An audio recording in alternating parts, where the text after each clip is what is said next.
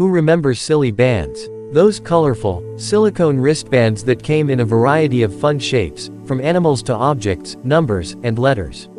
They were the ultimate fashion accessory of the early 2010s. The origins of Silly Bandz date back to 2002, when a Japanese design team called Pasky Design, led by Yumiko Ohashi and Masanari Haneda, created the first prototype. Initially called animal rubber bands, these cute, silicone bands were designed to be kept rather than discarded.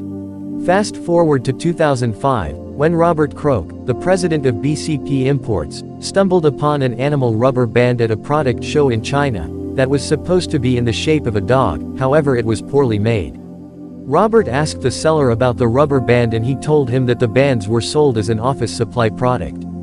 Which Robert failed to see ever being successful marketed as an office supply product. However, Robert knew that if the rubber bands were properly designed and marketed to children it would be a hit. So he did. Croak, seeing potential in the product, decided to bring it back to the United States. Croak's vision was to redesign the rubber bands into fun, colorful bracelets that kids would love. However, when he pitched his idea to his colleagues at BCP Imports, they were skeptical about the product's potential. That didn't stop him though. Robert was confident in his idea. He ignored their worries and went ahead with redesigning and manufacturing the product. Making the bands thicker and bigger, so they would last longer and be more efficient, he also renamed it to Silly Bandz. The early days of Silly Bandz were far from smooth sailing. Sales were slow, and it seemed like the product might not take off. But Croak persevered, and his hard work eventually paid off.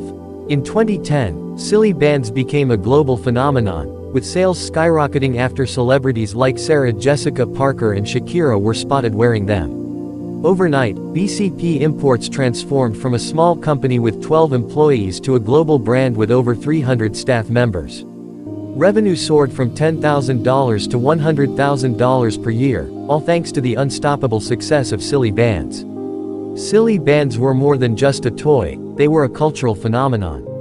Kids loved wearing them, trading them, and collecting them. And, because they were so affordable, parents loved buying them for their kids. By 2010, Silly Bandz had become a global brand, with products sold in over 100 countries around the world. The product was so popular, it also spawned a number of copycats and imitators such as Zenny Bandz and Crazy Bandz to name a few.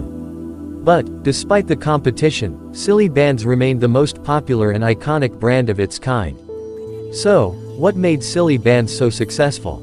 According to Robert Croak, the creator of Silly Bandz, it was the combination of a simple, yet addictive product, with a clever marketing strategy.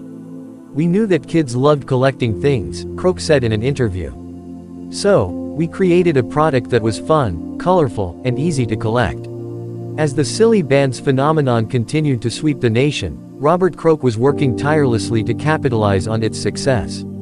He spent 18 hours a day, 7 days a week, brainstorming innovative ways to keep the momentum going. One of his most successful strategies was to collaborate with A-list celebrities and iconic brands, such as the Kardashians, Justin Bieber, Hello Kitty, Barbie, SpongeBob SquarePants, and Angry Birds.